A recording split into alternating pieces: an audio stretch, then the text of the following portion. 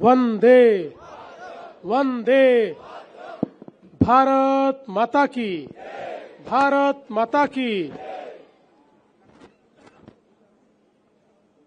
मंच पर उपस्थित हमारे महाराष्ट्र सरकार के मंत्री सम्माननीय नीतेश राणे जी, हमारे जनप्रिय विधायक प्रवीण दटके जी, कृष्णा खोपड़े जी, जिनकी संकल्पना से ये बहुत ही सुंदर वंदे मातरम उद्यान तैयार हुआ और उसका लोकार्पण हुआ, ऐसे नागपुर शहर के पूर्व महापौर श्री दयाशंकर तिवारी जी,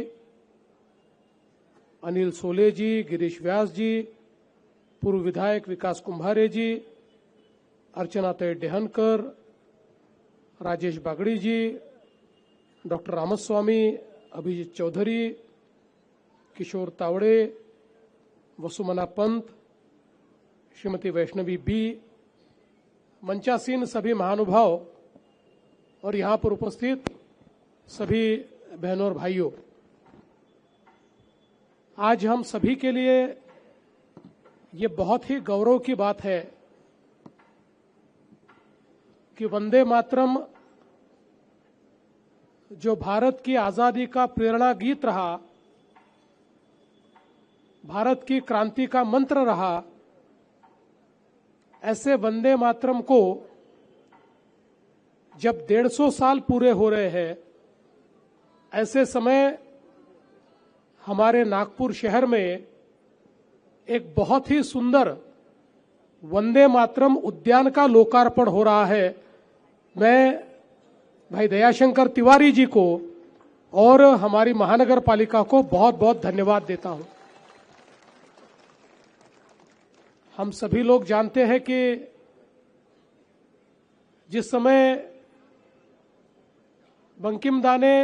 वंदे मातरम लिखा और उसके बाद धीरे धीरे आजादी के जो दीवाने थे उनके लिए महामंत्र के रूप में ये गीत उनके दिल में बसने लगा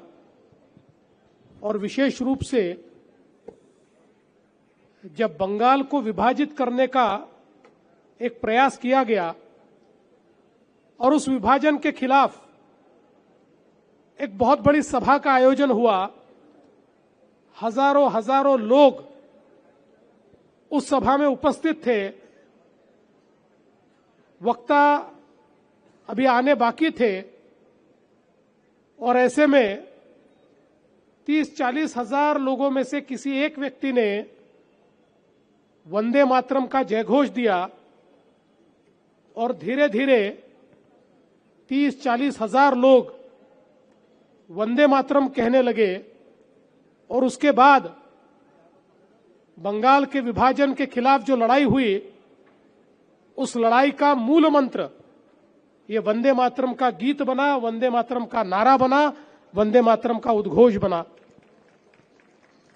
हम सभी लोग जानते हैं कि वंदे मातरम की प्रेरणा ऐसी थी कि हमारे क्रांतिकारी फांसी पर जाते समय भी हिचकिचाते नहीं थे, गिड़गिड़ाते नहीं थे, तो बड़ी शान के साथ अपनी मातृभूमि को नमन करते थे और वंदे मातरम कहते हुए फांसी झूल जाते थे। और ये लाजमी है कि ऐसा हमारा ये गीत, ऐसा हमारा ये मंत्र, जिसको हम लोग इतने सालों से गाते भी हैं, बोलते भी हैं, उसके 150 साल पूरे होने के उपलक्ष्य में उसकी स्मृतियों को हम फिर एक बार जागृत करें, उस दृष्टि से एक बहुत ही सुंदर कार्यक्रम आज यहां पर आयोजित हुआ। और दयाशंकर जी ने वंदे मातरम उद्यान को एक प्रकार से प्रेरणा उद्यान में परिवर्तित किया है। परमवीर चक्र जो हमारे भारत का सर्वोच्च सैनिकी सम्मान है, उस सम्मान को प्राप्त करने वाले कुछ शहीद और कुछ अभी भी कार्यरत ऐसे लोग, हमारे सैनिक, हमारे अधिकारी, इनको समर्पित इस प्रकार से यहां पर परमवीर चक्र प्राप्त करने वाले हमारे सभी सैनिकों का म्यूरल और उनके शौर्य की गाथा ये भी हमको पढ़ने को मिलती है। और ये बात सही है कि हमारी सेनाओं ने जिस प्रकार से हमारे देश को महफूज रखा है, -30 डिग्री, -40 डिग्री ऐसे टेम्परेचर में भी, इतनी ठंड में भी काम करने वाली हमारी सेना, लड़ने वाली हमारी सेना अपनी जान की परवाह किए बिना हमारे देश को और हमारे तिरंगे को सम्मान मिलता रहे, इसलिए 24 घंटे काम करने वाली हमारी सेना, और चाहे वो सर्जिकल स्ट्राइक हो, एयर स्ट्राइक हो या ऑपरेशन सिंदूर हो, अपनी ताकत को दुनिया के सामने प्रदर्शित कर भारत एक मजबूत राष्ट्र है, इसको दुनिया के सामने प्रतिपादित करने वाली हमारी सेना, ऐसी सेना के हमारे इन वीरों को ये जो समर्पण इस उद्यान के माध्यम से दिया गया है, मैं सभी शहीदों को नमन करता हूं और जो आज भी हमारे साथ है उनको भी नमन करता हूं, और जो सैनिक हमारे कार्यरत है, जो हमारे पूर्व सैनिक यहां उपस्थित है, उन सबको हम सभी की ओर से मैं बहुत बहुत धन्यवाद देता हूं, क्योंकि उनके कारण आज हमारा देश सुरक्षित है, विकसित है और प्रधानमंत्री जी के नेतृत्व में दुनिया की चौथी सबसे बड़ी अर्थव्यवस्था हम बन पाए, क्योंकि हमारी सीमाएं सुरक्षित है। और मुझे इस बात का भी बहुत हर्ष है कि जैसे दयाशंकर जी आपने यहां पर हमारे सभी परमवीर चक्र विजेताओं के म्यूरल्स लगाए हैं, हमारे प्रधानमंत्री जी ने अंडमान में जितने द्वीप हैं, जिन द्वीपों को हमने भुला दिया था, लेकिन प्रधानमंत्री जी ने कहा ये एक एक द्वीप हमारी सार्वभौमता का प्रतीक है, ये भारत की भूमि है, ये केवल द्वीप नहीं है, इस द्वीप के अंतिम छोर तक हमारा भारत बसता है, और इसलिए एक एक द्वीप को प्रधानमंत्री जी ने एक एक परमवीर चक्र से सम्मानित सैनिक का नाम दिया। और आज अंडमान में 24 द्वीप हमको दिखाई पड़ते हैं जिनको हमारे परमवीर चक्र विजेताओं का नाम है, और एक बड़ा द्वीप सुभाष चंद्र बोस जी के नाम से भी हमको वहां पर दिखाई पड़ता है। मैं ऐसा मानता हूं कि जहां सैनिकों का सम्मान होता है वहीं पर शौर्य भी बसता है और वहीं पर स्वतंत्रता भी बसती है। मुझे इस बात की खुशी है कि पिछले समय मुख्यमंत्री के रूप में जब काम करने का मुझे अवसर मिला तो मुझे ध्यान में आया कि हमारे सैनिक जो शहीद होते हैं उनको केंद्र सरकार तो मदद करती थी, पर हमारी राज्य की सरकार मात्र 3 लाख रुपया देती थी। अब शहीदों के शहादत का मोल पैसे से तो नहीं हो सकता, लेकिन समाज और राष्ट्र को उनके परिवार के पीछे खड़ा होना ये भी बहुत महत्वपूर्ण है। इसलिए मैंने पहले निर्णय किया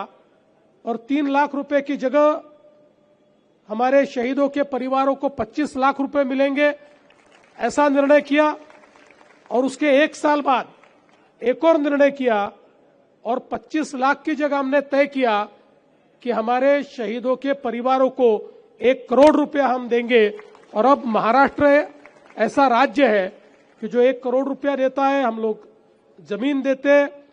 और परिवार का जो सम्मान हम लोग कर सकते हैं ये करने का प्रयास भी हम लोग करते हैं। इसलिए मैं ऐसा मानता हूं कि एक प्रकार से हमारे सैनिकों का सम्मान इस वंदे मातरम उद्यान में हो रहा है और साथ साथ हमारी हिंदुस्तानी लाल सेना का इतिहास भी इस उद्यान में लगा है। दयाशंकर जी कह रहे थे कि हमारी हंसापुरी और बजेरिया से ही लाल सेना तैयार हुई। हंसापुरी और बजेरिया के लोग कितने क्रांतिकारी हैं आपको देखकर ही हमको ध्यान में आता है। लेकिन ये बात भी सही है कि एक बहुत बड़ा क्रांति का इतिहास इस हिंदुस्तानी लाल सेना ने लिखा और हमारे नागपुर के क्रांतिकारियों ने हमारे देश के स्वतंत्रता के इतिहास में जो योगदान दिया है, शायद हम लोग उस योगदान को भूल गए, लेकिन अब इस उद्यान के माध्यम से वो इतिहास भी हम लोगों को याद आएगा, वो इतिहास भी जागृत होगा और हमारे उन स्वतंत्रता संग्राम सेनानियों को भी हम लोग याद रखेंगे और उनसे एक बड़ी प्रेरणा हम लोग पाएंगे। मैं आज के इस मौके पर इतना ही कहना चाहता हूं। आप लेजर शो करना चाहते हैं और भी कई चीजें करना चाहते हैं, निश्चित रूप से उसके लिए जो भी आपको रिसोर्सेस लगेंगे हम लोग उसको आपको उपलब्ध कराएंगे। और मैं आपसे निवेदन करना चाहता हूं, लेजर शो पुराना हो गया, अब आप इसको प्रोजेक्शन मैपिंग, ये जो नई टेक्नोलॉजी है उस टेक्नोलॉजी का आप उपयोग करिए और उसके लिए जो भी आपको निधि की आवश्यकता होगी वो निश्चित रूप से आपको देने का काम हम करेंगे। और बाकी भी आपने जो यहाँ पर अलग अलग प्रकार के सपने संजोए हैं उसको भी पूरा करने का प्रयास हम लोग मिलकर करेंगे। आज इस उद्यान के साथ साथ हम लोग ये कहते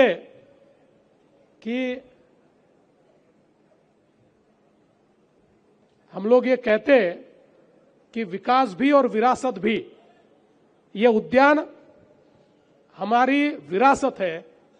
और आज निर्माण होने वाला मछली मार्केट ये हमारे विकास का प्रतीक है। एक बहुत ही आधुनिक, जैसे हमारा शहर आधुनिक हो रहा है, हमारे सबके नेता माननीय गडकरी जी ये हमेशा कहते हैं कि हमारे शहर में मच्छी मार्केट, मटन मार्केट ये आधुनिक होने चाहिए। वैसे गडकरी जी पूरे शाकाहारी है, लेकिन फिर भी हमेशा उनका आग्रह होता है कि बहुत ही अच्छे तरीके से हम लोग ये व्यवस्थाएं करें, क्योंकि हम लोग देखते हैं जिस प्रकार की अव्यवस्था, जिस प्रकार की गंदगी ऐसी जगहों पर देखने को मिलती है, उससे कहीं ना कहीं लोगों के आरोग्य पर भी उसका एक गलत परिणाम होता है और हमारा स्वास्थ्य उसके कारण उसको भी हानि पहुंचती है। मुझे बहुत खुशी है और मैं हमारे नितेश राणे जी को बहुत बहुत धन्यवाद देना चाहूंगा कि उनके मंत्रालय ने नागपुर शहर के लिए एक बहुत ही आधुनिक, शहर का सबसे आधुनिक इस प्रकार का ये मार्केट तैयार करने का निर्णय किया है। और मुझे ऐसा लगता है कि आने वाले दिनों में जब ये मार्केट पूरा होगा तो निश्चित रूप से जो हमारे विक्रेता है उनको भी उसका फायदा होगा और जो खरीदार है उनको भी फायदा होगा। दयाशंकर जी ने अभी अभी मुझे एक चिट्ठी देकर कहा है कि इस मार्केट को नाथू बाबा का नाम दिया जाए, तो निश्चित रूप से उसके ऊपर हम लोग निर्णय करेंगे और उनका नाम उसको देने के संदर्भ में जो भी प्रक्रिया उस प्रक्रिया को हम पूरा करेंगे। मैं आज के इस मौके पर फिर एक बार नागपुर महानगर पालिका, जिन जिन लोगों ने इसको बनाने में मेहनत की है, ऐसे सारे हमारे अधिकारी, इसके आर्किटेक्ट, इसके कॉन्ट्रैक्टर्स, इसके सारे निर्माता, सभी को बहुत बहुत धन्यवाद देना चाहूंगा। हमारे पूर्व विधायक और अभी के विधायक दोनों को भी बहुत धन्यवाद देना चाहूंगा। और विशेष रूप से जो हमेशा नई नई संकल्पनाओं को लाते हैं और शायद नागपुर में बहुत सुंदर ऐसे उद्यान नागपुर शहर को देने का काम जिन्होंने किया, ऐसे हमारे दयाशंकर जी तिवारी, इनको मैं सबसे ज्यादा धन्यवाद देना चाहूंगा कि उनकी कल्पना ये हमेशा दुनिया से अलग होती है और उसका लाभ हमारे शहर को मिलता है। शहर के महापौर के रूप में भी उन्होंने बहुत अच्छा कार्य किया है, इसलिए मैं दयाशंकर जी का यहां पर विशेष रूप से अभिनंदन करता हूं और अपने शब्दों को विराम देता हूं। धन्यवाद। जय हिंद।